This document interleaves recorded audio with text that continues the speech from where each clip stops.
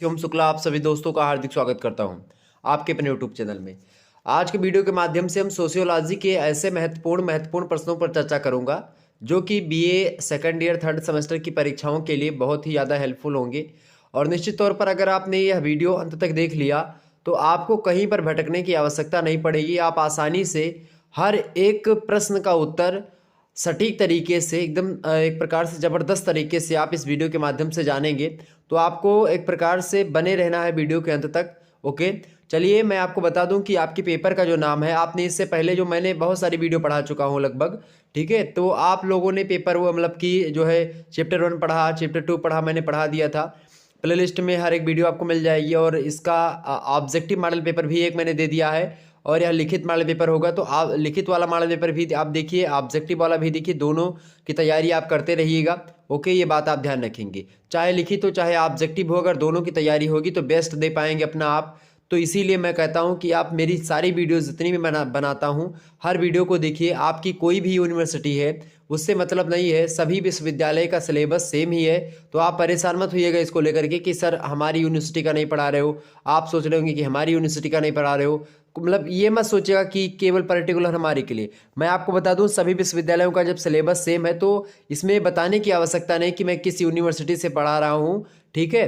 तो आपको बस ये पढ़ लेना है। और आपके पेपर का नाम है सामाजिक परिवर्तन एवं आंदोलन, नई शिक्षा नीति जो आई है, ठीक है, उसके अकॉर्डिंग। तो सोशल चेंज एंड मूवमेंट आपको कुल मिलाकर के पढ़ना है। किसी किसी विश्वविद्यालय में जिसमें 2 पेपर होते हैं उसमें क्या होगा, सामाजिक परिवर्तन एक पेपर 1 हो जाएगा, मतलब सामाजिक आंदोलन पेपर 2 बन जाएगा। तो उसके लिए भी चिंता करने की आवश्यकता नहीं है, दोनों पेपर को इसी में समाहित करने का मैंने प्रयास कर दिया है। बाकी लगभग 80% यूनिवर्सिटीज़ में आपके जो है एक ही पेपर होता है, फर्स्ट सेमेस्टर में, सेकंड सेमेस्टर में, थर्ड सेमेस्टर में, फोर्थ सेमेस्टर में। जब आप फिफ्थ सेमेस्टर और सिक्स सेमेस्टर में जाएंगे तब आपकी परीक्षा एक प्रकार से आप देखेंगे 3-3 पेपर होंगे एक एक सब्जेक्ट के। ऐसा आपको आने वाले समय में मिलेगा जानकारी, तो मैं उसके लिए भी बनाऊंगा वीडियो। तो लेकिन अभी आप थर्ड सेमेस्टर में हो तो आइए चर्चा कर लेते हैं हमको क्या क्या पढ़ना है। ओके, ये ऐसे प्रश्न है जो कि आपकी परीक्षा में जो है बहुत ही हेल्पफुल एक प्रकार से तरीके से आपके मतलब कि मैं बताऊंगा जिनके उत्तर। तो आप बहुत एक प्रकार से कहीं ना कहीं पे आपको सहायता मिलेगी जब आप परीक्षा में बैठोगे। तो ये प्रश्न ही आपको दिखाई पड़ेंगे, अर्थात ये प्रश्न रिपीटेड प्रश्न हो सकते हैं आपकी दृष्टि से, आपके एग्जाम की दृष्टि से। चले, और एग्जाम पॉइंट ऑफ व्यू से बहुत ही ज़्यादा महत्वपूर्ण है। अब मैं आपको बता दूं कि आखिरकार आपको इसमें पढ़ना क्या क्या और किस तरीके से प्रश्न आएंगे, यानी मॉडल पेपर आपको अगर बताऊं तो कैसे होगा। सोशल चेंज एंड मूवमेंट का ये पेपर है। न्यू मॉडल पेपर 2023 की परीक्षाओं, 24 की परीक्षाओं के लिए, 25 के लिए भी बहुत महत्वपूर्ण होगा। मोस्ट इंपोर्टेंट क्वेश्चन आंसर्स के बारे में चर्चा करेंगे हम। सभी खंडों के उत्तर आपको निर्देशानुसार देना होगा। सबसे पहले आप पेपर जब खोलेंगे तो आपको ऐसा मिलेगा। और आप देखेंगे, अगर आपकी परीक्षा में बता दूं कि अगर आपने फर्स्ट सेमेस्टर में लिखित परीक्षा दी है या सेकंड सेमेस्टर में लिखित परीक्षा दी है और थर्ड सेमेस्टर में आपकी लिखित होनी, तो ऐसे ही पेपर, यानी कि जिस तरीके से आपका फर्स्ट सेमेस्टर में पेपर आया था, लिखित हुआ था, तो ऐसे थर्ड सेमेस्टर में पेपर का जो पैटर्न होगा वही होगा। तो इसमें भटकने की मतलब उसमें परेशान होने की आपको आवश्यकता नहीं है कि सर जी थर्ड सेमेस्टर में मेथड या वो चेंज हो जाएगा। मेरा मेथड चूंकि इसलिए रहता है चूंकि अधिकतर विश्वविद्यालय यही पैटर्न फॉलो करते हैं, तो इसी पैटर्न पे मैं बताने का प्रयास करता हूं, ठीक है। तो चले यहाँ पर देख लेते हैं भाई कि आखिरकार कौन से पैटर्न पर आएगा। तो देखिए, इसमें आज के वीडियो के माध्यम से हम लगभग 10 अति लघु उत्तरीय प्रश्नों के बारे में चर्चा करेंगे और 8 जो है सॉरी 10 अति लघु उत्तरीय प्रश्न, 8 लघु उत्तरीय प्रश्न और आपके लगभग 4 से 5 या 4 या 5 आपके दीर्घ उत्तरीय प्रश्न। जो अति लघु उत्तरीय प्रश्न होते हैं उनको खंड आ में रखा जाता है, ठीक है। और इनको आपको 50 शब्दों में इनके उत्तर को आपको लिखना होता है। कितने शब्दों में भाई? 50 शब्दों में इनके उत्तर को लिखना होता है और 10 के 10 क्वेश्चंस आपको करने होते हैं। प्रत्येक नंबर आप करते हैं तो आपको उसके लिए 2 अंक प्राप्त किए मतलब कि दिए जाते हैं। तो इस प्रकार से इसके अलावा जो लघु उत्तरीय प्रश्न होते हैं उनकी संख्या 8 होती है, लेकिन उनमें से केवल आपको 5 ही करने होते छांट करके। 3 आपको इनमें से क्या करना होता है? छोड़ना होता है। इसी प्रकार से आप जिसमें 4 प्रश्न पूछे जाते हैं दीर्घ उत्तरीय में, उनमें से केवल 2 ही प्रश्न आपसे पूछता है। 5 में भी 2 ही प्रश्न पूछता है करने के लिए। तो चाहे 4 पूछे चाहे 5 पूछे, आपको 2 ही दीर्घ उत्तरीय प्रश्न करना है। दीर्घ उत्तरीय प्रश्नों को आपको 500 शब्दों में लिखना है, ठीक। कितने शब्दों में भैया? 500 शब्दों में लिखना है। लगभग कितने पेज हो जाएगा आपका? लगभग 4 पेज के आसपास आपका हो जाएगा, 4 से 5 पेज, ठीक है। 4 पेज हो गया तो लगभग आपका दीर्घ उत्तरीय हो गया, ठीक है। 4 या 5.5, मतलब 4 जो है 4.5-5 पेज आपका अगर लिख लिया आपने तो बहुत लिख लिया, मतलब कि वो एकदम से मान लीजिए समझ लीजिए बहुत ज़बरदस्त लिखा आपने, ठीक है। तो ये चीज़ आप ध्यान रखेंगे। 200 शब्दों में आपको लिखना होता है लघु उत्तरीय प्रश्नों के उत्तर, ठीक, ये बात आप ध्यान रखेंगे। तो इस प्रकार से आपसे कुछ प्रश्न पूछे जाएंगे। तो आइए देखेंगे कैसे कैसे प्रश्न बनते हैं। देखें, तो पहला आपका जो है खंड आ है, इसमें कहेगा कि सभी प्रश्न अनिवार्य हैं, सभी प्रश्नों के उत्तर दीजिए एवं प्रत्येक प्रश्न का उत्तर 50 शब्दों में आपको देना है, ये भी मेंशन करेगा। देखिए, पहला प्रश्न आपसे पूछा जा सकता है आपकी परीक्षा की दृष्टि से। देखें, पहला प्रश्न आएगा आपकी परीक्षा में कि सामाजिक परिवर्तन की अवधारणा बताइए। मैं आपको बता दूं कि ऐसा नहीं जरूरी बात की जो मैंने पहले पे रखा हो पहले पे आएगा, हो सकता है 3rd नंबर पे आ जाए या 4th नंबर पे आ जाए या लास्ट पे आ जाए। तो ये इसको लेकर के परेशान मत होइएगा, यानी कि जो मैं पढ़ा रहा हूँ इसको पढ़ लेंगे तो चाहे जितने नंबर पर पूछा जाएगा तो आप आसानी से कर पाएंगे, ठीक। तो जैसा कि आप लोगों ने फर्स्ट सेमेस्टर और जो है 3rd सेमेस्टर में देखा होगा, चूंकि यह पहला वीडियो है इसीलिए थोड़ा सा इन्फॉर्मेशन मैं दे रहा था। बाकी जब और भी क्लासेस होंगी जैसे कि और सब्जेक्ट की, तो उसमें मैं इन्फॉर्मेशन इतना तो दूंगा नहीं, तो मैं डायरेक्ट आपको प्रश्न उत्तर जो है प्रकार से बताने का प्रयास करूंगा। पहला प्रश्न क्या पूछा जा सकता है कि सामाजिक परिवर्तन की अवधारणा। अवधारणा मीन्स होता है मीनिंग एंड डेफिनेशंस, और अवधारणा को अंग्रेजी में क्या बोलते हैं, कॉन्सेप्ट। तो अंग्रेजी वाले जो छात्र छात्र परेशान उनके लिए बता दूं कि कॉन्सेप्ट जो होता है उसी को अंग्रेजी में हम मतलब अंग्रेजी में जिसको आप कॉन्सेप्ट कहते हैं उसी को हिंदी में अवधारणा बोलते हैं। तो सामाजिक परिवर्तन मतलब सोशल चेंज, तो सोशल चेंज का कॉन्सेप्ट हमको समझना है, ठीक है, समझाना है आपको कितने शब्दों में, 50 शब्दों में। तो आपको इसमें सामाजिक परिवर्तन के बारे में बताना होगा। सामाजिक परिवर्तन आप सभी को पता होगा, सामाजिक परिवर्तन आखिरकार ये क्या है, मतलब इसका अर्थ आपको बताना है, परिभाषा बतानी है। तो सभी को पता होगा परिवर्तन और सामाजिक परिवर्तन ये एक प्रकार से दो शब्द आपके हैं। तो फीचर महोदय कहते हैं कि संक्षिप्त शब्दों में किसी पूर्व अवस्था या अस्तित्व के प्रकार में पैदा होने वाली जो भिन्नता होती है उसको परिवर्तन कहते हैं। और इस कथन के द्वारा फीचर ने यह हमको बताया कि परिवर्तन में 3 प्रमुख तत्वों का समावेश होता है। पहला, एक विशेष दशा में परिवर्तन होता है तो उसको परिवर्तन कहेंगे। समय में अगर कोई चेंजमेंट होता तो उसको हम परिवर्तन बोलेंगे। अगर एक प्रकार से किसी चीज़ में भिन्नता हो जाती है, यानी कि पहले दूसरी तरीके से दिख रहा था अब वो दूसरी तरीके से दिख रहा है, तो वो भी एक प्रकार से परिवर्तन होता है, ठीक। तो ये परिवर्तन के 3 पहलू। लेकिन एक प्रकार से आप देखते हैं परिवर्तन हो रहा है या परिवर्तन हुआ, यही सब चीज़ें मतलब कि व्यक्ति मतलब वस्तु की दशा में, वस्तु की स्थिति में, वस्तु का एक प्रकार से, तो यही सब चीज़ें होती हैं। तो हम क्या करते हैं, हम तुलना करते हैं कि पहले वस्तु कैसी थी और आज वस्तु कैसी है। तो एक प्रकार से ये क्या हो गया, परिवर्तन हो गया। जैसे मान लेते हैं कि कुछ समय के बाद में क्या हुआ कि लोगों की वेशभूषा बदल जाए, पहले लोग धोती कुर्ता अंगोछा पहनते थे, आज पैंट शर्ट टाई पहनते हैं, तो ये क्या हुआ, ये भी एक प्रकार से परिवर्तन हुआ। मकान पहले दूसरे तरीके से बनते थे, ठीक है, पतली पतली ईंटें लगी रहती थी, और अब दूसरे तरीके से मकान बनने लगे हैं, ठीक है। तो ये भी एक प्रकार से परिवर्तन है। आप देखते पहले बस ट्रेन या इन सभी कैसे तरीके से चलते थे, भाप का इंजन बना, उसके बाद में फिर डीजल वगैरह का इंजन बना, आज बिजली के इंजन बन रहे हैं। तो ये भी एक प्रकार से क्या है, परिवर्तन है। पहले आप क्या करते थे, एक प्रकार से हवा पेड़ों के नीचे लेट करके पाते थे, और धीरे धीरे क्या हुआ, हैंड फैन का एक प्रकार से आविष्कार, जिसको बेना कहते हैं मतलब कि देहाती भाषा में, उसका विकास हुआ। बेना के बाद में फिर पंखा बना, उसी के आधार पर पंखे के बाद में क्या बना, कूलर बना, कूलर के बाद में फिर क्या बन गया भाई, एसी बन गई। अब सब्जियां खराब होने लगी, उसको लेकर के फ्रिज का निर्माण हो गया। तो कहीं ना कहीं पे आप देखेंगे कि ये सारी चीज़ें एक प्रकार से क्या हो रही हैं, ये सारी चीज़ें डेवलप हो रही हैं। तो ये भी एक प्रकार से क्या होता है, यही सब परिवर्तन होता है, ठीक है। और जब यही परिवर्तन किस में होता है, समाज में होता है, सामाजिक संबंधों में होता है, सामाजिक संरचना में होता है, तो उसी प्रकार के परिवर्तन को हम क्या बोल देते हैं, सामाजिक परिवर्तन बोल देते हैं। अच्छा, सामाजिक परिवर्तन से याद आया कि अगर सामाजिक परिवर्तन को आपको अच्छे से समझना है तो चैप्टर 1 जो वीडियो हमारी है उसको देख लीजिएगा। उसमें हमने चैप्टर मतलब कि सामाजिक परिवर्तन की हर एक पहलू पर विस्तार से चर्चा करी है। तो जब आप उसको देखेंगे तो सामाजिक परिवर्तन आपको विस्तार समझ में आ जाएगा। तो सामाजिक परिवर्तन मतलब क्या हो गया कि जब क्या हो, पहली बात व्यक्तियों के सामाजिक संबंधों में जब परिवर्तन होता है तो एक प्रकार से सामाजिक परिवर्तन। अब व्यक्ति के संबंध कैसे होते हैं, मैंने आपको पढ़ाया था या मैंने आपको एक प्रकार से हमेशा बताया कि समाज जो होता है सामाजिक संबंधों का क्या होता है, एक जाल होता है। किसने कहा था, मैकाइबर पेज ने कहा था। और जब सामाजिक संबंधों का जाल होता है समाज, और चूंकि समाजशास्त्र अध्ययन करता है किसका, सामाजिक मतलब कि समाज का अध्ययन करता है, समाज सामाजिक संबंधों का जाल है, तो इसीलिए जब सामाजिक संबंधों में कोई परिवर्तन होगा तो आप मान करके चलो कि वो समाज में परिवर्तन हो रहा है। दूसरी बात, समाज की संरचना को बनाने वाली जो इकाई है अगर उसमें परिवर्तन होगा तो भी समाज में एक प्रकार से परिवर्तन कहलाएगा या सामाजिक परिवर्तन बोला जाएगा। तीसरी बात, सामाजिक और सांस्कृतिक मूल्यों में अगर परिवर्तन हुआ तो भी सामाजिक परिवर्तन बोला जाएगा। पारस्परिक संबंधों में परिवर्तन हुआ या एक प्रकार से उसकी भूमिका में, उसकी परिस्थिति में, उसकी जीवन शैली में परिवर्तन हुआ तो वो भी सामाजिक परिवर्तन बोला जाएगा। समाज में रह रहे व्यक्ति के एक प्रकार से कहीं ना कहीं पे उसकी सांस्कृतिक नियम, चूंकि संस्कृति एक पीढ़ी से दूसरी पीढ़ी को हस्तांतरित होती है तो उसमें परिवर्तन अगर हम देखते हैं तो वो भी सामाजिक परिवर्तन होता है। ठीक, ये क्लियर हो गई बातें। मैकाइबर पेज कहते हैं कि समाजशास्त्री होने के नाते हमारा प्रत्यक्ष संबंध केवल सामाजिक संबंधों के अध्ययन से है और इसी दृष्टिकोण से सामाजिक संबंधों में होने वाला परिवर्तन को हम सामाजिक परिवर्तन कहते हैं, ये उन्होंने बताया। उन्होंने कहा कि यदि किसी समुदाय में त्याग की जगह स्वार्थ पर आधारित संबंध होते हैं तो उनको प्राधान्य मिलने लगे।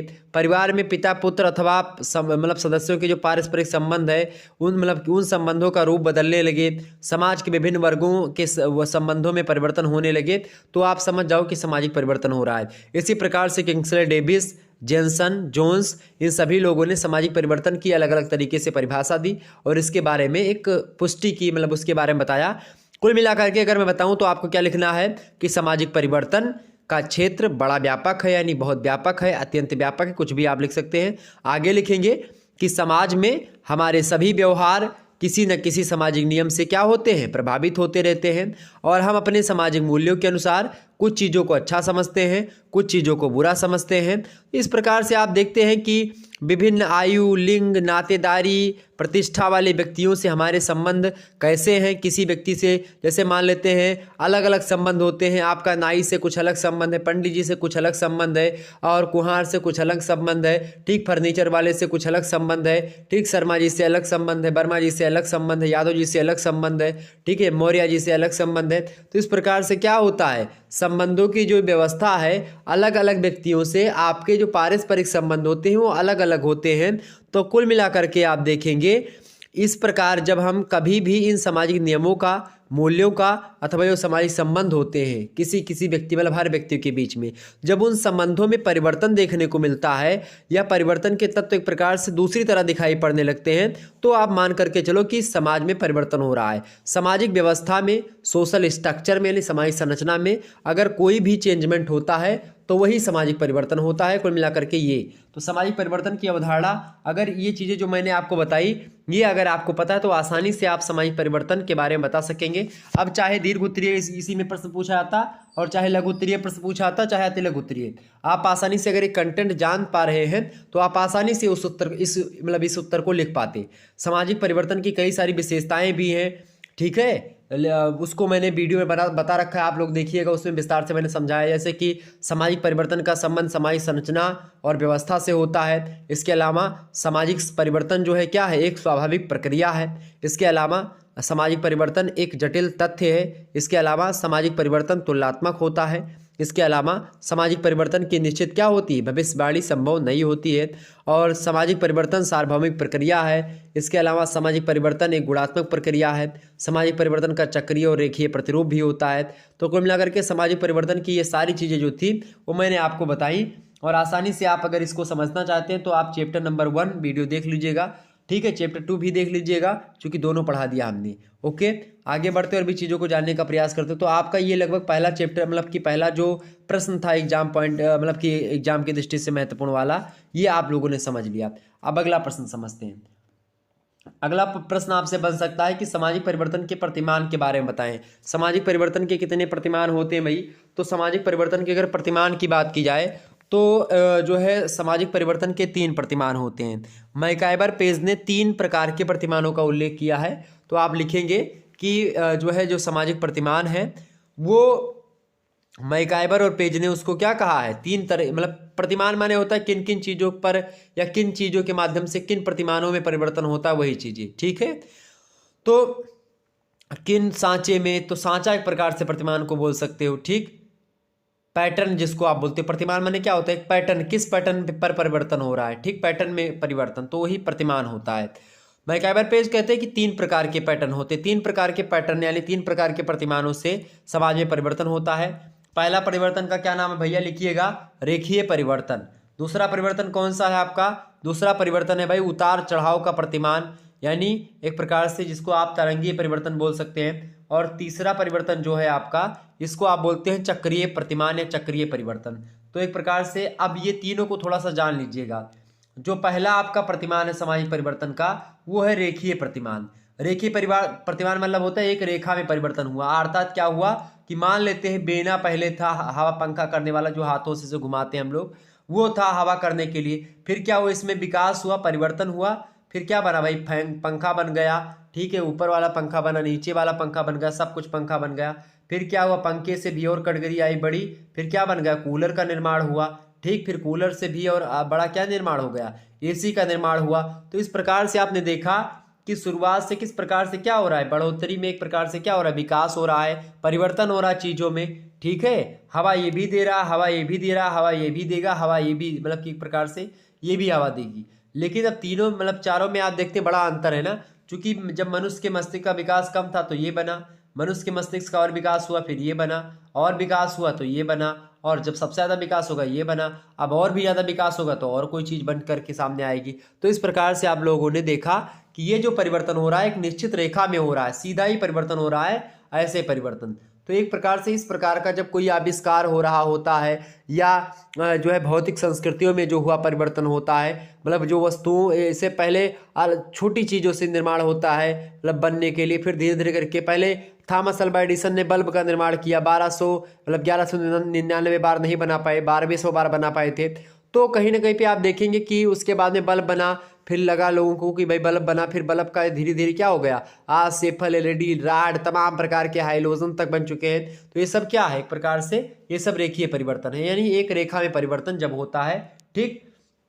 दूसरा प्रकार का जो परिवर्तन होता है उसकी अगर बात किया है तो दूसरे प्रकार का परिवर्तन क्या होता है भाई, दूसरा परिवर्तन का प्रकार जो होता है आप देखेंगे उसको हम तरंगीय परिवर्तन बोलते हैं, ठीक। अब तरंगीय परिवर्तन या द्वितीय प्रतिमान भी इसको बोलते हैं।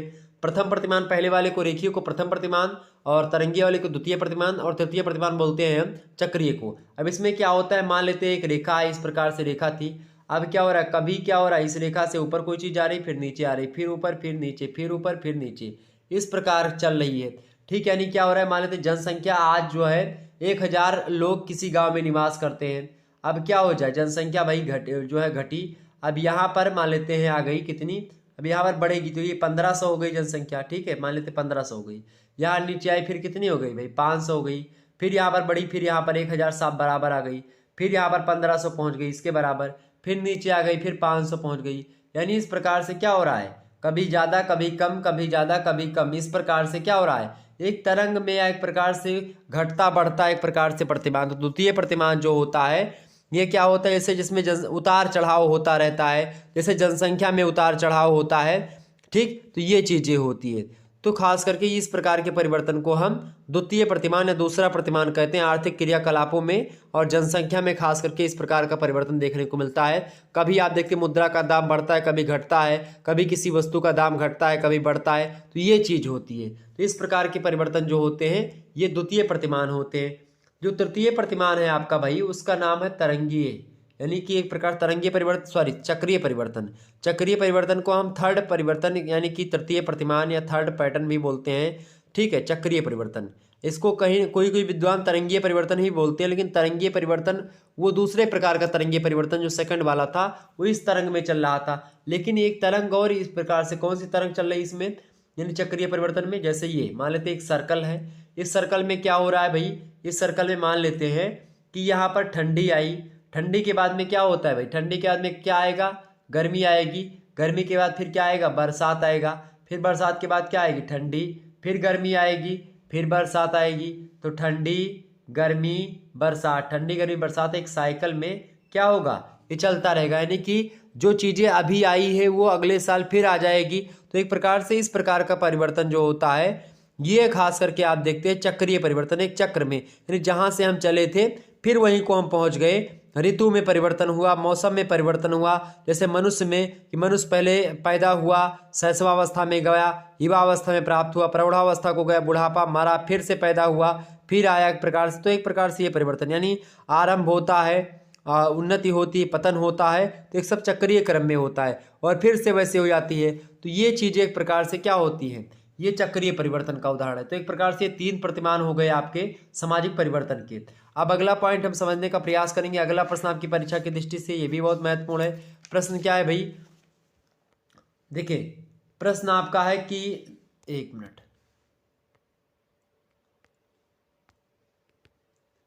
अच्छा ये सब प्रतिमान वगैरह मैंने सब बता दिया है एक ही वीडियो के अंतर्गत, मतलब चैप्टर 1 में ही। और अगला प्रश्न देखेंगे, जननांकीय कारक एवं प्रौद्योगिकीय कारक के बारे में बताएं। जननांकीय कारक मतलब क्या है यहाँ पर, चूंकि समाज में जो परिवर्तन हो रहा है ये किन्हीं न किन्हीं कारणों के कारण से, यानी कि फैक्टर्स ऑफ सोशल चेंज। तो उनमें से जो डेमोग्राफिक फैक्टर्स है यानी जननांकिकीय कारक है वो बहुत ज़्यादा महत्वपूर्ण है, ठीक है, सामाजिक परिवर्तन के लिए। तो जननांकिकीय कारकों की अगर बात की जाए तो पेट्रिम सोरोकिन इसकी परिभाषा को देते हुए कहते हैं कि जननांकिकीय कारक का अर्थ किसी समाज की जनसंख्या के आकार और घनत्व में वृद्धि होना या कमी होना यानी ह्रास होना है। यानी आप देखेंगे क्या होता है, जननांकिकीय कारकों से किस प्रकार समाज में परिवर्तन होता है, इसी को समझना है। तो जननांकीय मान लेते जनसंख्या बढ़ गई, जनसंख्या घट गई, ठीक है, जनसंख्या बढ़ गई, घट गई। अच्छा, जनसंख्या के बढ़ने और घटने से भी क्या होता है, समाज में बहुत ज़्यादा क्या होता है भाई, प्रभाव पड़ता है, ठीक है। इसको लेकर के मैंने जो सेकंड चैप्टर है उसमें वीडियो बनाई है। क्योंकि क्या होता है कि सामाजिक परिवर्तन का जो एक प्रकार से जनसंख्यात्मक कारक है उनके कारणों से बहुत सारी चीज़ें होती हैं। जैसे क्या होता है कि कभी कभी क्या होता है, जन्म दर और मृत्यु दर को लेकर के, यानी कि जन्म दर अगर वृद्धि हो जाती है जन्म दर में तो खास करके मनुष्य की प्रजनन जो क्षमता होगी उसमें वृद्धि होगी, शरीर रोगों से मुक्त होगा, विवाह की आयु में कमी होगी, प्रकृति से अनुकूलन करने की क्षमता अधिक होगी। अगर जन्म दर में एक प्रकार से मतलब यह वृद्धि चाहे किसी भी दशा में से प्रभावित हो, लेकिन इतना आवश्यक है कि जब कभी भी जन्म दर बढ़ती है तो आजीविका के साधन उसके अनुपात में नहीं बढ़ पाते, इससे भुखमरी फैलती है, गरीबी फैलती, बीमारी फैलती, बेकारी फैलती। ये बात भी ध्यान रखेंगे। जनसंख्या अगर बढ़ी, मतलब आप देखते हैं जन्म दर अगर बढ़ेगी तो क्या होगा, संसाधन का एक प्रकार से कमी हो जाएगी, लोग ज़्यादा हो जाएंगे तो समस्या उत्पन्न होगी। अगर मान लेते हैं बहुत ज़्यादा लोग मर भी गए तो भी दिक्कत है। तो कुल मिलाकर के मृत्यु दर का क्या प्रभाव पड़ता है भाई, समाज में यदि मृत्यु दर कम हो जाती है तो जीवन अवधि बढ़ती है। मृत्यु दर में वृद्धि होने से समाज में वृद्ध अनुभवी व्यक्तियों की कमी हो जाती है। आप देखते हैं कि मृत्यु दर कम हो गई तो बूढ़े जल्दी जल्दी टपकने शुरू हो जाएंगे, ठीक है, और एक प्रकार से बहुत सारी चीज़ें होंगी। तो कुल मिलाकर के आप देखेंगे कि ये सारे के सारे कहीं ना कहीं पे जननांकिकीय कारक हैं। जनसंख्या से बहुत ज़्यादा परिवर्तन होता है, जनसंख्या में अगर परिवर्तन हुआ तो समाज में परिवर्तन एकदम से तय है, क्योंकि जनसंख्या के द्वारा ही संबंधों का निर्माण होता है, ठीक। तो ये एक प्रकार से आपको समझना पड़ेगा। दूसरी बात, आप्रवास और उत्प्रवास से क्या होता है, समाज में परिवर्तन होता है। जनसंख्या, जो कि अगर कोई जनसंख्या मान लेते कोई लोग अपने यहाँ पर आकर के रह रहे हैं तो भी समाज में परिवर्तन होगा। अगर यहाँ से कोई अलग समाज में गया, वहाँ से कुछ सीख करके यहाँ पर आया तो भी समाज में परिवर्तन होगा। आप्रवास उत्प्रवास को मैंने समझा दिया है, वीडियो में देख लीजिएगा, ठीक।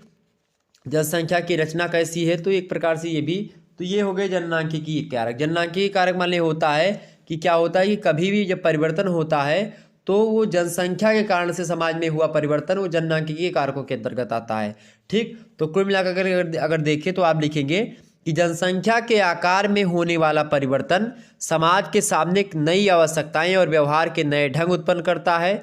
यही दशाएं सामाजिक परिवर्तन को प्रोत्साहन देती हैं।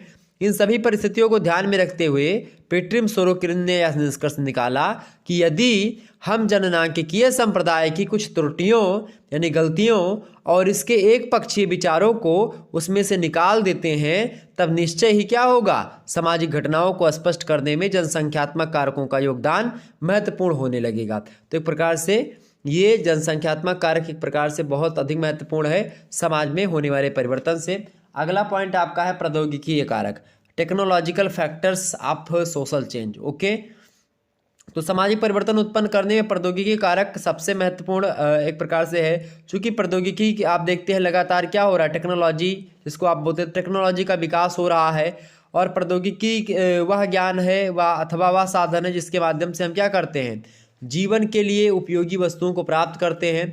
कुल मिलाकर के आप देखते हैं कि जो भी वस्तुएं आपको दिख रही होंगी सब टेक्नोलॉजी के माध्यम से ही आपके पास हैं। उससे बहुत ज़्यादा आपके जीवन में परिवर्तन हुआ। आप देखते होंगे कि आपके जीवन में आप यहाँ पर बैठ करके घर में पढ़ रहे हो मोबाइल से, क्या यह संभव था पहले अगर यंत्रीकरण ये नहीं हुआ होता? यानी कि अगर आपके फ़ोन में मतलब कि आपके पास फ़ोन नहीं होता तो आप पढ़ पाते? नहीं पढ़ पाते। फ़ोन का आविष्कार ही नहीं हुआ होता तो आपको कॉलेज के सारे बैठे रहना पड़ता, और कॉलेज में पढ़ाया जाए ना पढ़ाया जाए तो उसका कोई पता ही नहीं है। तो ये चीज़ें हैं ना, ठीक है। तो ये हो गए प्रौद्योगिकी कारक, ठीक। तो कुल मिलाकर के टेक्नोलॉजी ने बहुत समाज में परिवर्तन किया है, ठीक। और कैसे कैसे परिवर्तन है, जैसे आप देखते हैं शिक्षा के क्षेत्र में बहुत ज़्यादा परिवर्तन हुआ, ठीक है। और आज सोशल मीडिया के द्वारा आप देख ही रहे होंगे कि जिस प्रकार से पहले लोग समाचार पत्रों को प्रकाशित करवाते थे अपने विचारों की भाव भंगिमाओं को दूसरों तक पहुंचाने के लिए, आजकल क्या हो रहा है, सोशल मीडिया का सहारा लेते हैं लोग। मतलब खबर वगैरह आप देखते हैं, प्रेस मीडिया तमाम प्रकार की चीज़ें हैं जो कि क्या कर रही हैं, धीरे धीरे हर एक चीज़ों को, परिवहन के साधनों का विकास हुआ, कई सारी चीज़ें हुई। अब इसमें प्रौद्योगिकी कारकों में क्या क्या हुआ भाई, देखिए सबसे पहली बात तो यंत्रीकरण हुआ। जो पहले काम हाथ करते थे वो अब मशीनें करने लगी, ये पहला। दूसरी बात ये हुई कि कृषि की नवीन प्रवृत्तियों का विकास होता है और नई नई चीज़ों का निर्माण होता है। अब नई नई प्रवृत्तियाँ, नए नए फसल, नए नए बीजों का निर्माण होता है, और कृत्रिम गर्भाधान केंद्रों, फसल को सुरक्षित रखने के लिए कोल्ड स्टोर, तमाम प्रकार की चीज़ें, रासायनिक खादों का निर्माण हो गया, ट्रैक्टर बने, मशीनें तमाम सारी बनी, फसल बोने के लिए मशीन बन गई, काटने के लिए मशीन बन गई, उसको सफाने के लिए मशीन बन गई। मतलब सब काम अब मशीनों ने कर लिया। तो कहीं ना कहीं पे आपको थोड़ा सा रिलीफ मिला और इसके कारण से आपके संबंधों में मधुरता आई। तो ये चीज़ें भी है, यानी कि इसके कारण से भी समाज में खूब परिवर्तन हुआ प्रौद्योगिकी कारकों से। इसके अलावा परिवहन व संचार के नए नए साधनों का विकास हुआ, मोबाइल फ़ोन का विकास हुआ, चलचित्रों का विकास हुआ, टीवी का विकास हुआ, एलईडी बनी। इन सभी से क्या होता है, आपके तमाम सारी चीज़ें, जो भी चीज़ें आप देखते हैं, परंपरागत नैतिकता है, रूढ़ियाँ हैं, संयुक्त परिवार है, विवाह की रूढ़िगत पद्धतियाँ हैं, और तमाम सारी चीज़ें हैं। आप देखते हैं हर चीज़ों को, आप देखते हैं आधुनिकता, पश्चिमी विचारों को, जीवन साथी का स्वतंत्र चुनाव करने का अधिकार, ये सब आप तभी जान पाए जब टीवी सीरियल्स वगैरह आप देख रहे होते हैं। तो एक प्रकार से ये सारी चीज़ें आपको पता होंगी, ये प्रौद्योगिकी कारकों के द्वारा समाज में हुआ परिवर्तन है। इसके अलावा आपका चौथा पॉइंट क्या है, उद्विकास एवं प्रगति की परिभाषा दीजिए। उद्विकास किसे कहते हैं और प्रगति किसे कहते हैं, इसको तो मैंने ऑलरेडी आपको समझाया था खूब विस्तार से। उद्विकास किसे कहते हैं और प्रगति किसे कहते हैं, फटाफट से बताने का प्रयास करेंगे। उद्विकास मैंने आपको बताया, जो मिड टर्म की परीक्षा हुई थी, मतलब मिड टर्म की जो परीक्षा एक प्रकार से आपकी लगी हुई थी, तो उद्विकास, उसमें मैंने बता दिया उद्विकास के बारे में। आपको मैं बताऊं, उद्विकास, क्रांति, विकास और प्रगति, ये 4 पॉइंट है। यानी कि उद्विकास को अंग्रेजी में बोलते हैं इवोल्यूशन, और विकास को बोलते हैं डेवलपमेंट, और प्रगति को बोलते हैं प्रोग्रेस, और क्रांति को बोलते हैं रेवोल्यूशन। तो बात की जाए उद्विकास की, तो उद्विकास का मतलब क्या होता है, समाज के संगठन और सामाजिक संस्थाओं में जो तमाम सारे स्तर होते हैं उनके द्वारा बहुत धीरे धीरे होने वाला परिवर्तन समाज को सरलता से जटिलता की ओर ले जाता है। आप देखते हैं पहले समाज बहुत सरल था, रोटी कपड़ा मकान ही केवल उसी तक व्यक्ति सीमित था, उसी से बस केवल अपना भोजन का सहारा पहले मिल जाए, भोजन के बाद में धीरे धीरे उसकी आवश्यकताएं बढ़ती जाती है। और आजकल बहुत सारी आवश्यकताएं, यानी आज का जीवन जो है जटिल हो गया है, और पहले का जीवन सरल था, मनुष्य भी एक जानवर की भांति रहता था। तो इस प्रकार से ये उद्विकास हो गया। उद्विकास मतलब क्या, कि आदि मानव से लेकर के मनुष्य बनने की प्रक्रिया जो पूरी रही है, ये उद्विकास है, ठीक। बात की जाए अगर क्रांति की, तो क्रांति क्या है, क्रांति मतलब होता है जब बहुत तेजी से कोई आकस्मिक यानी सडनली कोई चेंजमेंट हो जाता समाज में, तो समाज की सामाजिक स्थिति हो गई, आर्थिक स्थिति हो गई, या राजनीतिक स्थिति या संरचना हो गई। सामाजिक, आर्थिक और राजनीतिक स्थिति और संरचना को एक प्रकार से अगर कोई ऐसी चीज़ या ऐसी घटना जो कि एकदम से बदल करके रख देती है, तो क्रांति कहलाती है, यानी रेवोल्यूशन कहलाती है। विकास की बात की, यानी डेवलपमेंट की बात की जाए, तो डेवलपमेंट का मतलब क्या होता है, नई प्रौद्योगिकी के प्रभाव से होने वाला जो भौतिक परिवर्तन होता है, जिससे क्या होता है, समाज को अधिक शक्तिशाली और समृद्ध बनाया, मतलब कि बनाया जाता है। तो वो चीज़ है, यानी कि आप देखते हैं खास करके डेवलपमेंट, कोई चीज़ था, मैंने बताया नहीं कि डेवलपमेंट मतलब कूलर हुआ तो कूलर से बन गया फ्रिज, तो ये एक प्रकार से क्या है, ये डेवलपमेंट है, ओके। और जब कूलर से फ्रिज बना तो इसी के कारण से क्या होता है, मनुष्य के संबंधों में परिवर्तन भी हो जाता है बाद में चल करके, तो एक ही ये कारक हो जाता है। इसके अलावा प्रगति की अगर बात की, प्रगति किसे कहते हैं, प्रगति जो होती है समाज द्वारा मान्यता प्राप्त लक्ष्य और सामाजिक मूल्यों की दिशा की ओर होता है, जिसके द्वारा हम अपनी भौतिक और सांस्कृतिक दशाओं में सामंजस्य स्थापित करते हैं।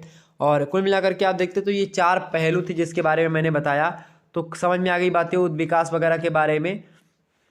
उद्विकास की परिवर्तन मतलब उद्विकास की परिभाषा को देते हुए मैकाइबर और पेज कहते हैं कि जब परिवर्तन में केवल निरंतरता ही नहीं होती बल्कि परिवर्तन की एक दिशा भी होती है, तब ऐसे परिवर्तन से हमारा मतलब होता है उद्विकास। ठीक, ये बात ध्यान रखिएगा उद्विकास के बारे में।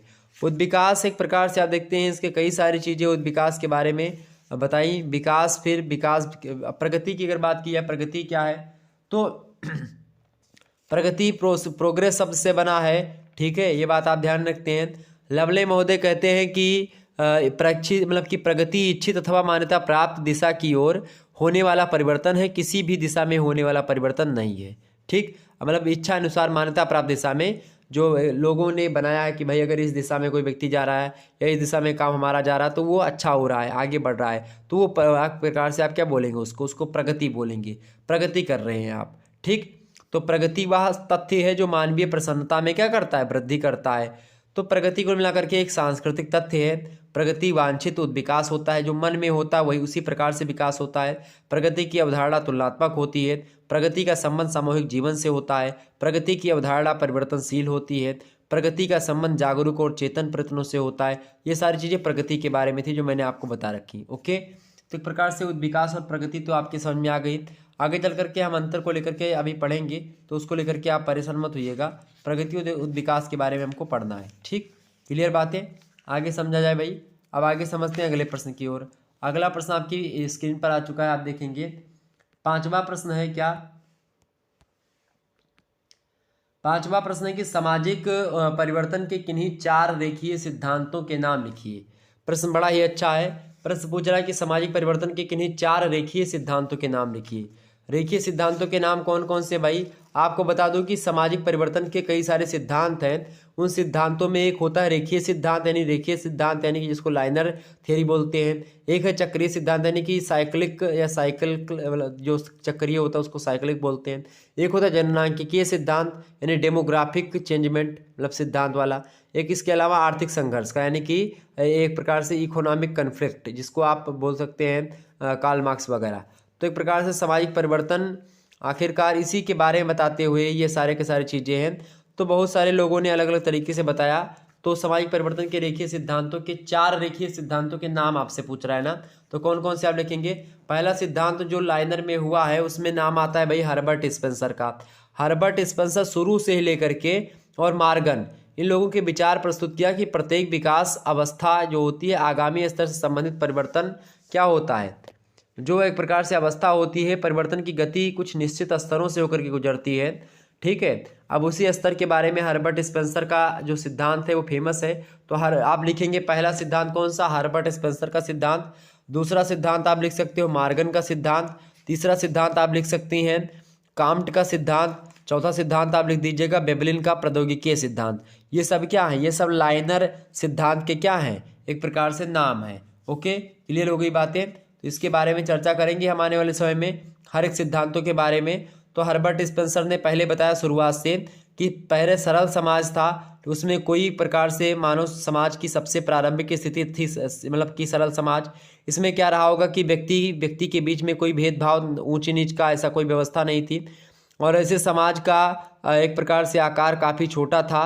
उसमें कोई स्पष्ट राजनीतिक संगठन देखने को नहीं मिलता था सरल समाजों में और समरूपी समाज थे। धीरे धीरे क्या हुआ कि एक दूसरे से भिन्न विशेषताओं वाले समूहों ने एक दूसरे के निकट संपर्क में आना प्रारंभ किया होगा, जिसके फलस्वरूप क्या हुआ होगा कि समाज बहुरूपी समाज की विशेषताएं ग्रहण करने लगे होंगे और इसी से मानव समाज उस स्तर पर या उस स्तर में प्रवेश करने लगे जिन्हें हम संश्लिष्ट समाज के नाम से जानते हैं। तो पहले शुरुआत में सबसे जो पहले समाज था वो क्या था, ये हर्बर्ट स्पेंसर का सिद्धांत में बता रहा हूँ।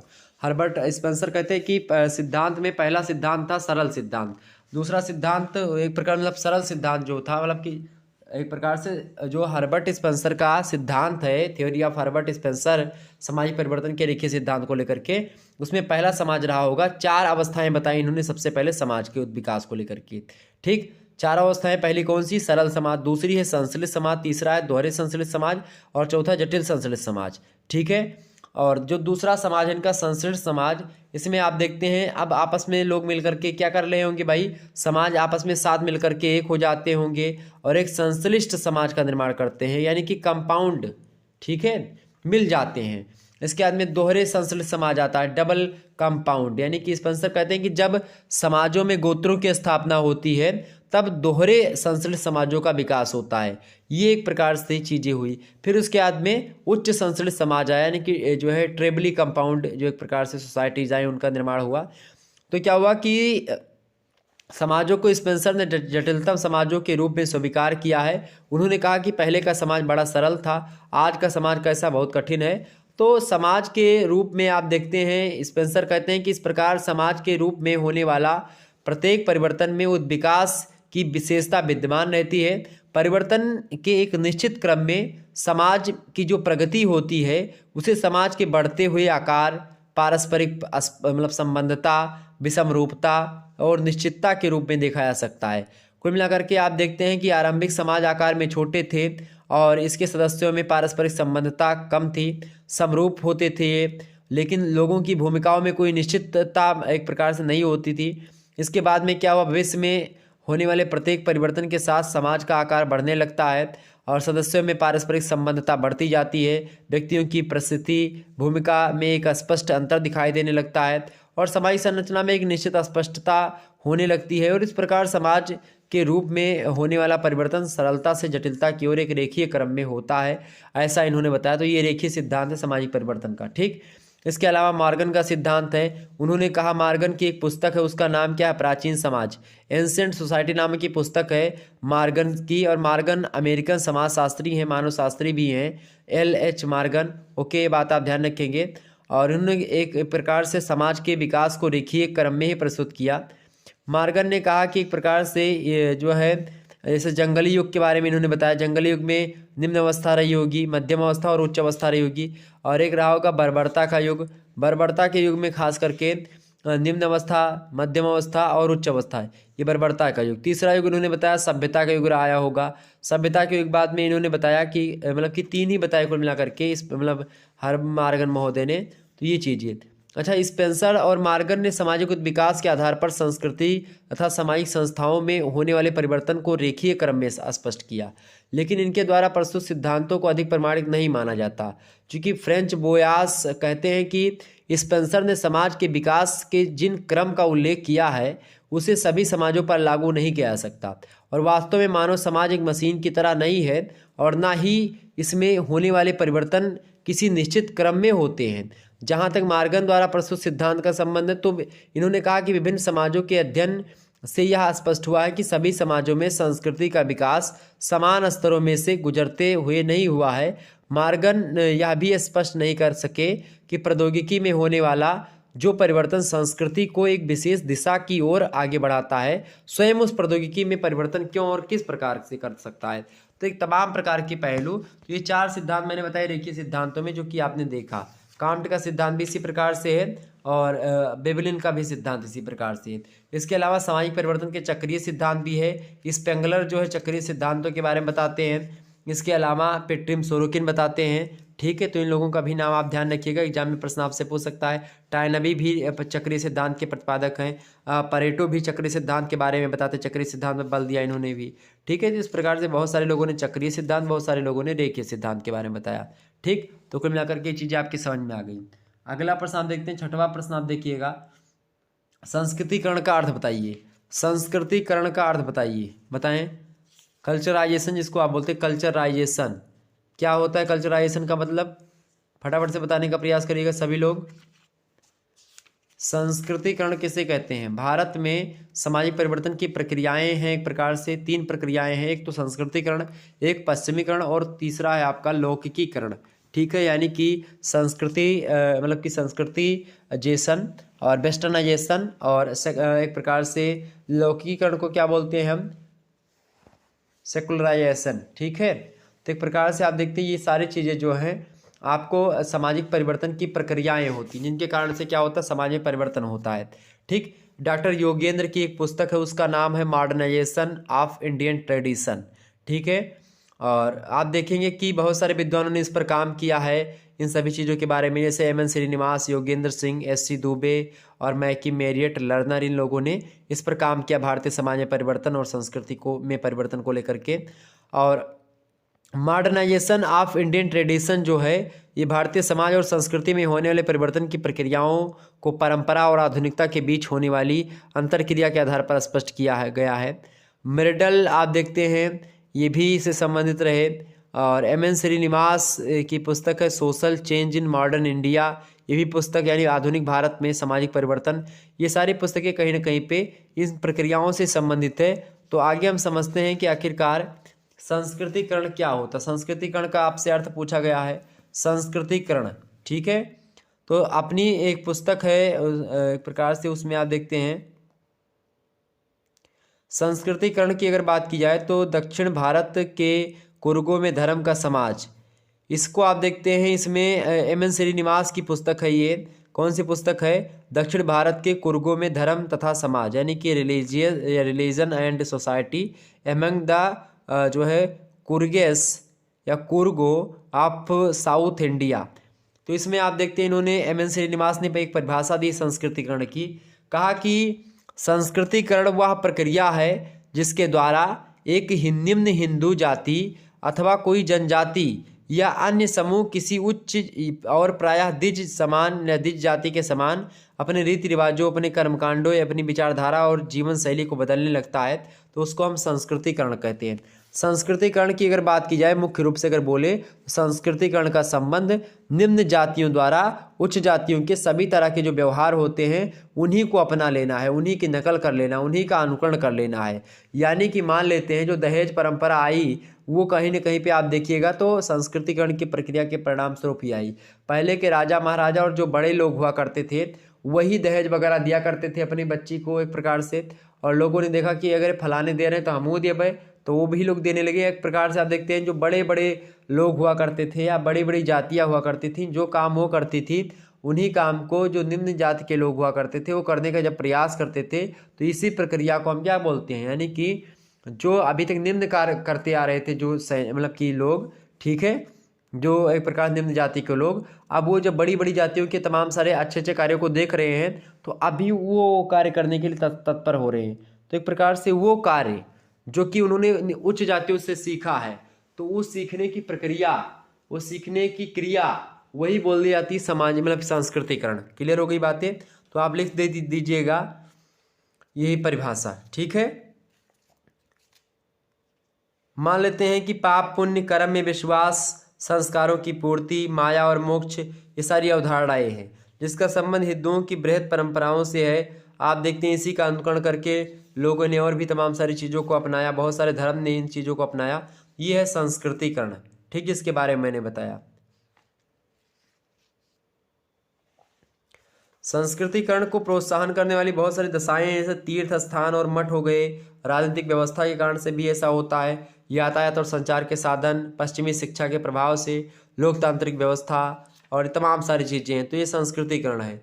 ठीक, अच्छा, संस्कृतिकरण से भी परिवर्तन भी होता है समाज में। जैसे कि क्या होता है, सबसे पहली परिवर्तन क्या होता है कि जो निम्न जातियाँ होती हैं उनके जीवन शैली में परिवर्तन होता है संस्कृतिकरण से। दूसरा परिवर्तन क्या होता है, जातिगत नियमों की कठोरता में कमी आती। जो जातिगत नियमों की कठोरता थी उसमें धीरे धीरे कमी आती है। जब कोई शूद्र वर्ग का लोग ब्राह्मणों जैसे कर्तव्य करने प्रारंभ कर देता है तो और भी लोग एक प्रकार से वो कर्म करना प्रारंभ कर देते हैं। तो इस प्रकार से क्या होता है, इसमें भी परिवर्तन होता है। इसके अलावा शक्ति संरचना में भी परिवर्तन होता है। और इसके अलावा आप देखिए डॉक्टर श्रीनिवास ने कहा कि संस्कृतिकरण के फलस्वरूप क्या हुआ कि निम्न जातियों की शक्ति और प्रतिष्ठा में क्या होती है, वृद्धि हुई, लेकिन यह प्रतिष्ठा ब्राह्मण और ठाकुर जैसी उच्च जातियों की प्रतिष्ठा को गिरा कर बढ़ी है। तो एक प्रकार से ये देखिएगा, ये एक प्रकार संस्कृतिकरण के परिणाम स्वरूप ही हुआ है। ठीक, इसके अलावा स्थानीय गतिशीलता में वृद्धि हुई है, इसके कारण संस्कृतिकरण से कर्मकांड और रूढ़िवादिता में वृद्धि हुई है, अंतर्जातीय संबंधों में परिवर्तन हुआ है, अंतर्जातीय तनाव में वृद्धि हुई है, असंस्कृतिकरण की प्रक्रिया में एक प्रकार से वृद्धि हुई है। कुल मिलाकर के आप देखेंगे कि संस्कृतिकरण का एक प्रकार से कई प्रभाव पड़ा है, तो ये संस्कृतिकरण के बारे में आप बता सकते हो, मॉडर्नाइजेशन जिसको आप कहते हैं। ठीक है, क्लियर बात, आगे बढ़ा जाए। आगे बढ़ते आधुनिकीकरण के बारे में समझ लेते हैं। आधुनिकीकरण, आधुनिकीकरण क्या है भाई? आधुनिकीकरण का मतलब क्या होता है? मॉडर्नाइजेशन। संस्कृतिनाइजेशन इसको बोलते हैं, संस्कृतिकरण को। मॉडर्नाइजेशन बोलेंगे आप आधुनिकीकरण को। आपसे कह रहा है आधुनिकीकरण की परिभाषा दीजिए। आधुनिकीकरण किसे बोलेंगे बताइए फटाफट से। आधुनिकीकरण किसे कहते हैं? आधुनिकीकरण किसे बोलेंगे? फटाफट से बताने का प्रयास करेंगे जितने भी लोग देख रहे हैं। आधुनिकीकरण क्या होता है? पश्चिमीकरण और लौकिकीकरण के बारे में सब। पश्चिमीकरण मतलब कि जो पाश्चात्य देश कर रहे हैं, जैसे यूरोप की कंट्री में जो हो रहा है, अगर उसका हम अनुकरण करें तो वो क्या हो गया? वो पश्चिमीकरण हो गया। ठीक, तो इस प्रकार से आपको समझना पड़ेगा। अगला प्रश्न आपसे क्या पूछा गया भाई? अगला प्रश्न आप देखेंगे, अगला प्रश्न क्या आ गया कि आधुनिकीकरण की परिभाषा दीजिए। आधुनिकीकरण की परिभाषा आपसे पूछ रहा है मॉडर्नाइजेशन, तो इसकी बारे में अगर बताएं आपको तो इससे एग्जाम में प्रश्न आपसे जो है लगभग एक प्रश्न आपसे तो आना ही आना तय है, उसमें कोई दो राय नहीं है आधुनिकीकरण को लेकर के। ठीक है, आधुनिकीकरण की अगर मैं बात करूं तो आधुनिकीकरण में आप देखते हैं कि इसका बहुत ज़्यादा परंपरा पर भी प्रभाव पड़ता है आधुनिकीकरण का। आधुनिकीकरण की अगर बात की जाए तो आधुनिकीकरण एक ऐसी अवधारणा होती है जिसका संबंध परिवर्तनशील मूल्यों, सार्वभौमिकता तथा तार्किकता की ओर होने वाले परिवर्तनों से होता है। आप देखेंगे कि डॉक्टर एस.सी. दुबे जो कि भारतीय समाजशास्त्री हैं, इन्होंने कहा कि आधुनिकीकरण परिवर्तन का एक विशेष प्रारूप होता है जो सामाजिक संरचना जैसे कि मूल्य, उन्मेष, प्रेरणा, ये सब कुछ प्रतिमानों से संबंधित होता है। यही होता है एक प्रकार से आधुनिकीकरण। आधुनिकीकरण में क्या होता है? इन सभी चीज़ों में परिवर्तन होता है। योगेंद्र सिंह की पुस्तक है मॉडर्नाइजेशन ऑफ इंडियन ट्रेडिशन, भारतीय परंपरा का आधुनिकीकरण। आप देखते हैं आधुनिकीकरण के बारे में इसमें विस्तार से इन्होंने बताया है। ठीक, तो कुल मिलाकर के आधुनिकीकरण परिवर्तन की वह प्रक्रिया होती है जो किसी परंपरागत अथवा पिछड़े हुए समाज में प्रौद्योगिकी विकास, धर्मनिरपेक्षता, लौकिकता, स्वतंत्रता, गतिशीलता जैसी विशेषताओं के प्रभाव में वृद्धि करने लगती है। कुल मिलाकर के आधुनिकीकरण का मतलब ये होता है जो पुरानी चीज़ें हैं जो अभी तक हम करते आ रहे थे, अब हम और ज़्यादा दिमाग लगा करके उन्हीं पुरानी चीज़ों से हमने नई चीज़ बना ली और उससे कम समय में, कम शक्ति में, कम ईंधन में, कम खर्च में हम उससे अच्छा कार्य कर पा रहे हैं। तो वो हो गया मॉडर्न, मतलब एक प्रकार से आधुनिकीकरण यानी मॉडर्नाइजेशन।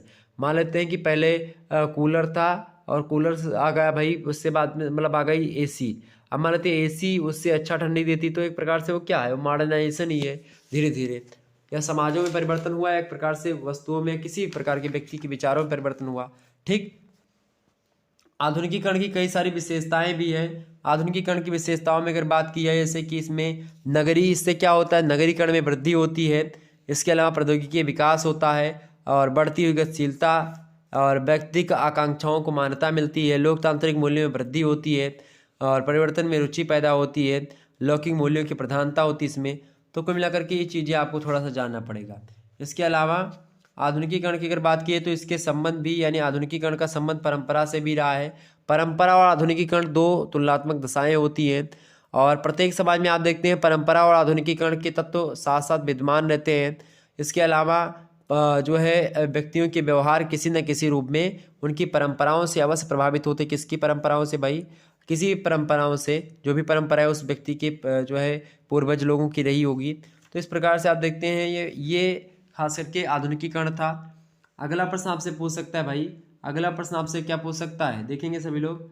अगला प्रश्न, सामाजिक आंदोलन के 4 प्रकारों के नाम बताइए। सामाजिक आंदोलन के 4 प्रकारों के नाम लिखिए, आपसे प्रश्न पूछ रहा है। बहुत ज़बरदस्त प्रश्न है। सामाजिक आंदोलन के 4 प्रकारों के नाम। सामाजिक आंदोलन के 4 प्रकार कौन कौन से हो सकते हैं? फटाफट से बताने का प्रयास करेंगे।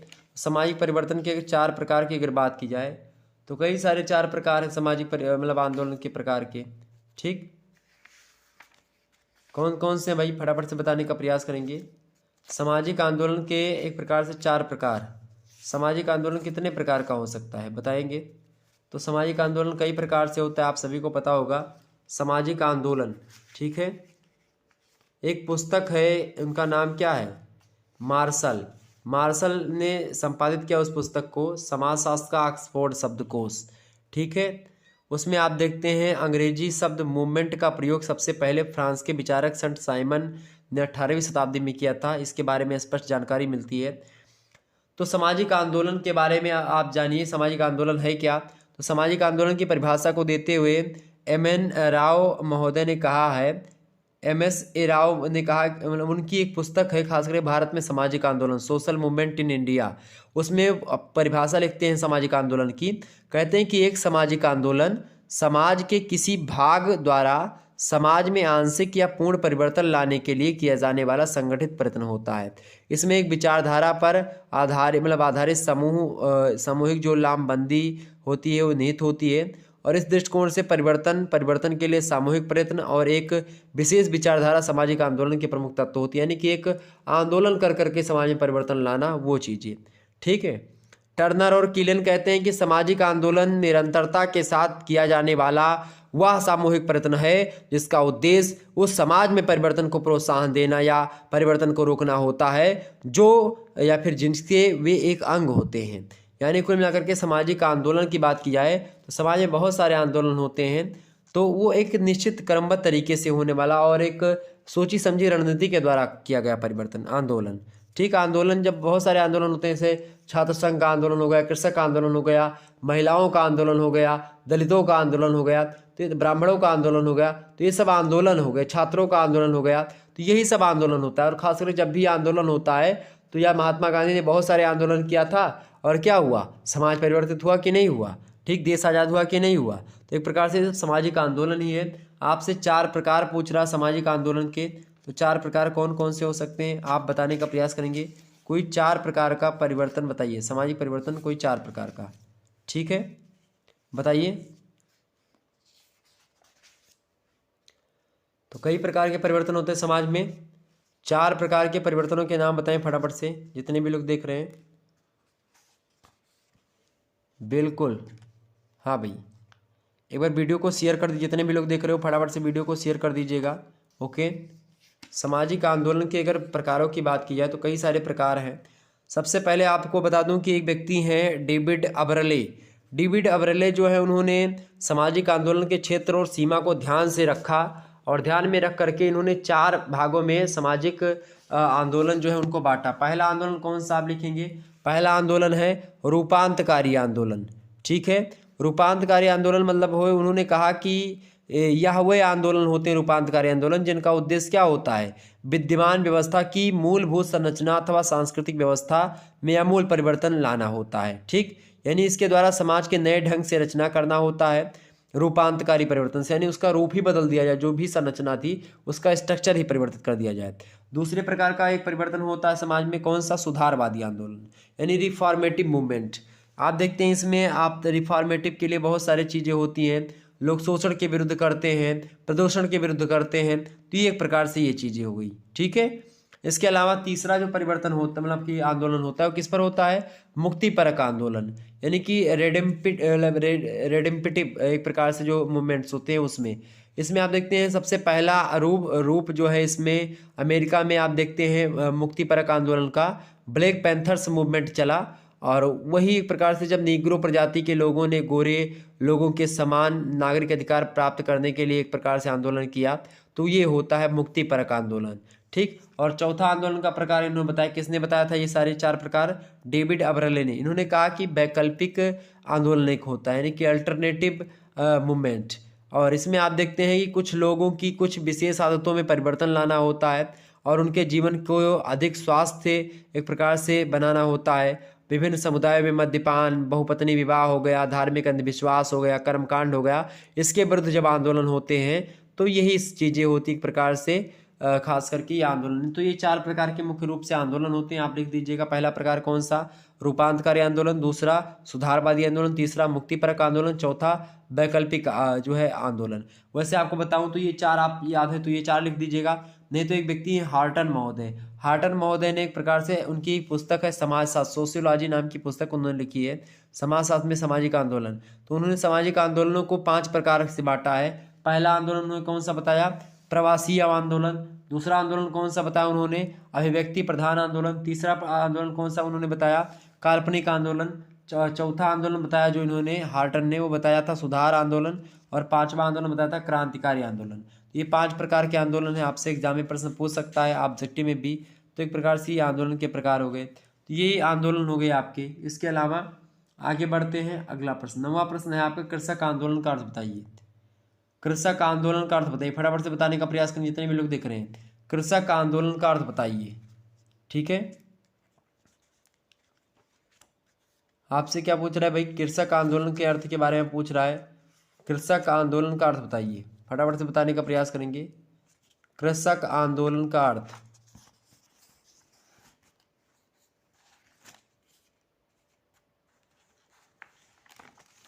कृषक आंदोलन, कृषक आंदोलन समझ में आ रही ना बातें? कृषक आंदोलन, दलित आंदोलन, महिला आंदोलन, ये सब आंदोलन आप देखते हैं समय समय पर होते रहे हैं। तो उनमें से एक आंदोलन है कृषक आंदोलन, उसके बारे में थोड़ा सा जानने का प्रयास करेंगे। देखें, कृषक आंदोलन किसे कहते हैं? सबसे पहले तो ये कृषक आंदोलन क्या होता है बताइए सभी लोग। कृषक आंदोलन किसे कहते हैं बताएं? बिल्कुल, कृषक आंदोलन की अगर बात करें तो प्रोफेसर राजेंद्र सिंह जो है, प्रोफेसर राजेंद्र सिंह कहते हैं इसकी परिभाषा को देते हुए। किसकी? तो कृषक आंदोलन की परिभाषा को देते हुए कौन बोलते हैं भाई? तो कृषक आंदोलन की परिभाषा को देते हुए राजेंद्र सिंह कहते हैं कि हिंसा जो होती है, क्या होती है? कृषक आंदोलन की परिभाषा को देते हुए प्रोफेसर राजेंद्र कहते हैं कि हिंसा या हिंसा का भय दिखा करके जब कोई व्यक्ति खेतीहर मजदूरों तथा अपनी भूमि पर खेती करने वाले किसानों द्वारा बड़े भूस्वामियों या सरकार द्वारा संगठित रूप से विरोध किया जाता है, तब इससे संबंधित आंदोलन को ही कृषक आंदोलन कहा जाता है। पी खुराना कहते हैं कि समाज का कोई भी आंदोलन कृषक आंदोलन हो सकता है, बशर्ते उसका मूल उद्देश्य कृषकों के अधिकार या हक की लड़ाई लड़ना हो, और चाहे वह कृषकों द्वारा संगठित हो या दूसरे समूहों के द्वारा संगठित हो। ठीक, तो कृषक आंदोलन हो गया। डॉक्टर तरुण मजूमदार कहते हैं कि कृषक आंदोलन के बारे में इन्होंने बताया कि समाज में क्या कहा तरुण मजूमदार ने, कि समाज में कृषि कार्यों से संबंधित प्रत्येक वर्ग के उत्थान तथा शोषण से मुक्ति पाने के लिए किए गए साहसिक प्रयासों को कृषक आंदोलन कहा जाता है। ठीक, तो इस प्रकार से कृषक आंदोलन की बात की जाए, आप सभी को पता होगा कि कृषक आंदोलन जो है अलग अलग स्थानों पर तमाम सारे कृषकों की समस्याएं भारत में ही नहीं बल्कि आप देखते हैं तमाम सारे देशों में भी विद्यमान है, जैसे कि जापान, मेक्सिको, दक्षिण अमेरिका, ऑस्ट्रेलिया, यहाँ सब भी कृषकों की स्थिति सुधार करने के लिए आंदोलन होते रहे। कुल मिलाकर के अगर मैं बताऊं आपको तो आप लिखेंगे कृषक आंदोलन मुख्यतः खेतीहर किसानों तथा भूमिहीन श्रमिकों से संबंधित वे आंदोलन हैं जो उनके शोषण, उत्पीड़न तथा आर्थिक परतंत्रता के खिलाफ उत्पन्न होते हैं। और कृषक आंदोलन की बात की जाए तो इसमें मुख्य सहभाग कृषकों और कृषि से जुड़े अन्य शोषित वर्गों का ही होता है, और इसमें आप देखते हैं कि इन्हें समर्थन देने के लिए कुछ दूसरे वर्ग भी इनके साथ जुड़ जाते हैं। तो कृषक आंदोलन में आप देखते हैं कृषकों की सहभागिता का उद्देश्य केवल अपनी समस्याओं को उबारना होता है, जबकि इसे समर्थन देने वाले दूसरे लोगों की सक्रियता, साधारणता कुछ व्यक्तिगत और राजनीतिक लाभ के कारण से लोग उनकी सहायता करके और थोड़ा सा उकसाते हैं लोगों को। तो कुल मिलाकर के आप देखते हैं ये आंदोलन होता है कृषक आंदोलन। कृषक आंदोलन के बारे में आप देखिएगा तो स्वतंत्रता प्राप्ति के बाद कृषक आंदोलन को A.R. देसाई ने अपनी पुस्तक, उनकी पुस्तक है खास करके, ठीक है, उस पुस्तक में उन्होंने नक्सलवादी आंदोलन के बारे में बताया। ठीक, और इसके अलावा बहुत सारी चीज़ें होती गई। तो कुल मिलाकर के जमींदारी उन्मूलन आंदोलन हुआ, खेड़ा आंदोलन हुआ, चंपारण आंदोलन हुआ। ठीक, कृषक आंदोलनों में ही चंपारण आंदोलन है।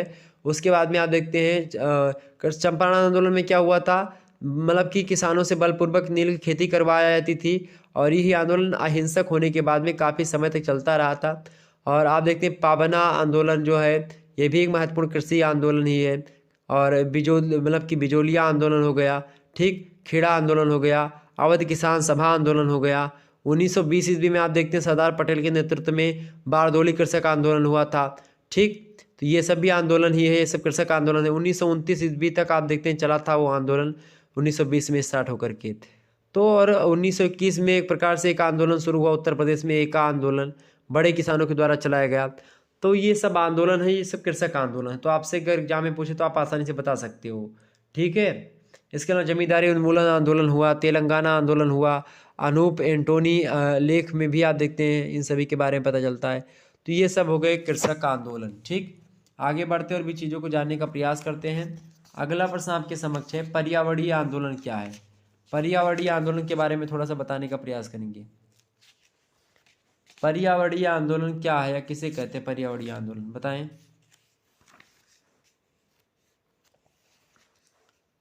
पर्यावरणीय आंदोलन के बारे में आप सभी लोग जानते हैं, जब पर्यावरण के को लेकर के या पर्यावरण को बचाने को लेकर के जब व्यक्ति या जो है लोगों का समूह एक प्रकार से साथ मिल करके जब काम करता है तो उसी को बोला जाता है। ठीक, पर्यावरणीय आंदोलन के बारे में खास करके अगर बात की जाए तो आज बहुत जरूरी है पर्यावरणीय आंदोलन होना। और यह सच है कि आप देखते हैं पर्यावरण से संबंधित आंदोलन भी सामाजिक आंदोलन का ही एक रूप बन चुका है अब, लेकिन दूसरे आंदोलनों की तुलना में इसकी प्रकृति जो है थोड़ा सा अलग दिखाई पड़ती है, खास करके पर्यावरणीय आंदोलन की। ठीक है।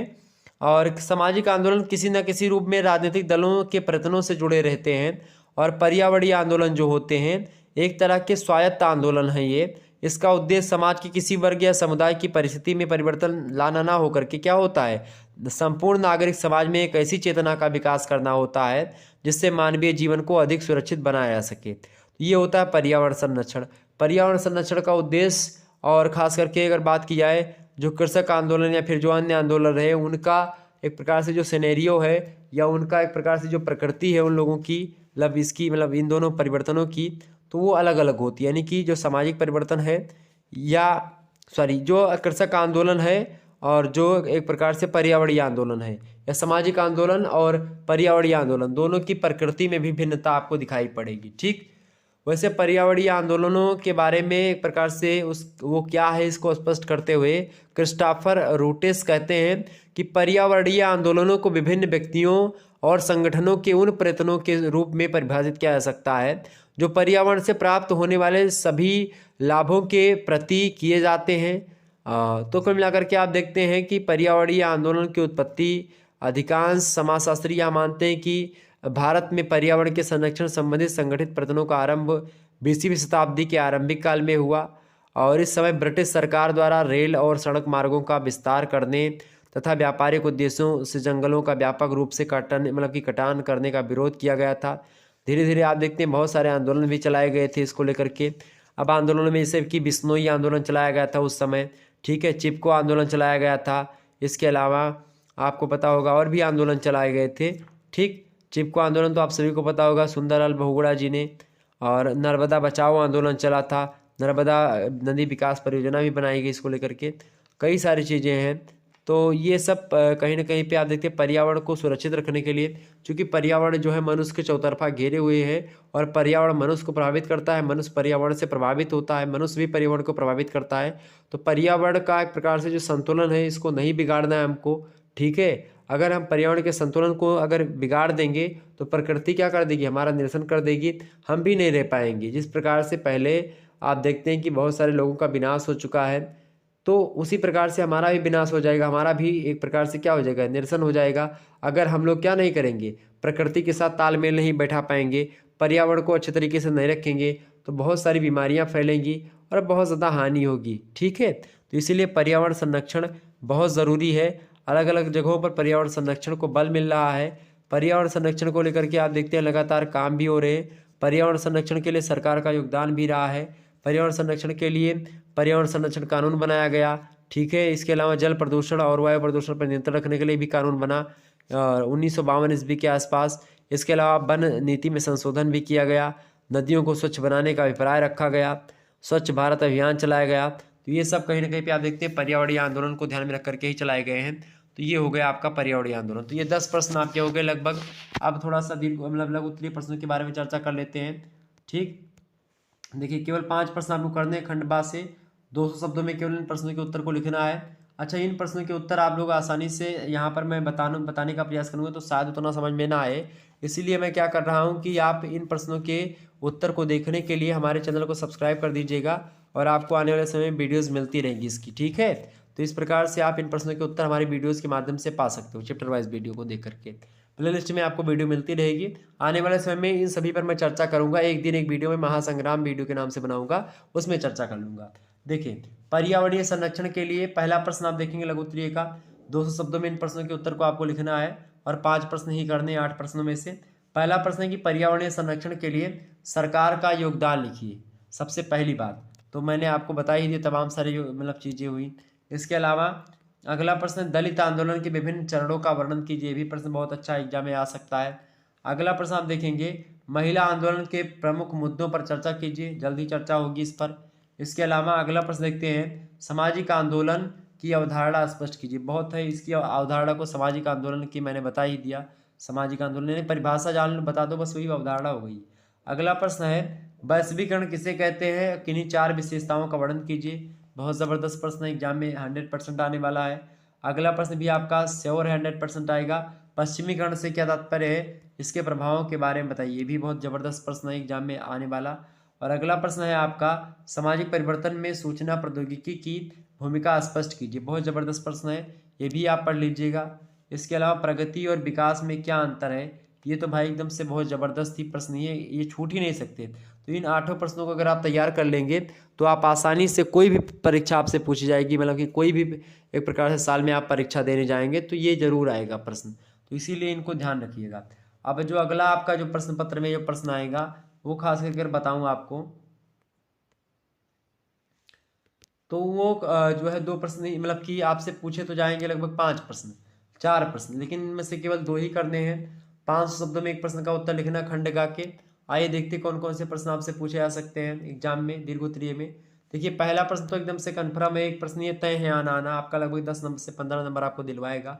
प्रश्न है कि सामाजिक परिवर्तन को परिभाषित कीजिए तथा सामाजिक परिवर्तन की विशेषताओं का उल्लेख कीजिए। ये बहुत महत्वपूर्ण प्रश्न है और चैप्टर 1 नंबर 1 आप देखिएगा तो उसमें आपको मिल जाएगा इस प्रश्न का उत्तर। अगला प्रश्न है, अकबर के सांस्कृतिक विलंबना के सिद्धांत का आलोचनात्मक परीक्षण कीजिए। बहुत महत्वपूर्ण प्रश्न ये भी आपका आ सकता है। वहीं अगला प्रश्न आप देखेंगे, सामाजिक परिवर्तन के चक्रीय तथा रेखीय सिद्धांतों में अंतर एक प्रकार से बताने का प्रयास करेंगे। ये भी आपका बहुत बढ़िया प्रश्न है। अगला प्रश्न आप देखते हैं, भारत में श्रमिक आंदोलनों के प्रादुर्भाव एवं विकास के मुख्य स्तरों को संक्षेप में बताइए या समझाइए। ऐसा प्रश्न बनेगा तो ये भी आप पढ़ लीजिएगा, बहुत महत्वपूर्ण है। इसके अलावा अगला प्रश्न, मार्क्स यानी कार्ल मार्क्स का संघर्ष सिद्धांत सामाजिक आंदोलनों के प्रादुर्भाव को स्पष्ट करने में किस सीमा तक प्रासंगिक है, मूल्यांकन कीजिए। ये बहुत सारे प्रश्न जो मैंने मतलब कि लगभग 5 प्रश्न बताए, इनमें से केवल 2 ही प्रश्न आपको करने हैं। तो अगर इतना ही आपने इन प्रश्नों के उत्तर को तैयार कर लिया, निश्चित तौर पर आपको अच्छे अंक प्राप्त होंगे और आपका व्यक्तित्व निखरेगा। आप अच्छे तरीके से हर चीज़ को कर पाएंगे। और आपको बता दूं कि अगर हिस्ट्री की वीडियो देखनी है आपको, मध्यकालीन की या प्राचीन की, तो आप हमारे चैनल को ज्वाइन करके भी देख सकते हो। हर एक सब्जेक्ट की क्लास चलती है। तो चैप्टर 2 क्लास हो चुकी है कल आपकी, ठीक। इसके अलावा चैप्टर 1 की भी क्लास हो चुकी थी। हर एक सब्जेक्ट की चैप्टर 1 और 2 की क्लास लगभग हो चुकी है। ओके, चलिए फिर मिलते हैं हम नेक्स्ट वीडियो में। तब तक के लिए जय हिंद, जय भारत। इसी प्रकार से अन्य किसी वीडियो के साथ धन्यवाद। आप सभी का बहुत बहुत धन्यवाद हमारे से जुड़ने के लिए। इसी प्रकार से अपना प्यार हमेशा बनाए रखिएगा। Good night, I love you. सभी लोगों को good night, tata, bye, take care. सभी लोगों को एक प्रकार से बहुत बहुत बधाई और बहुत बहुत शुभकामनाएं आप सभी को।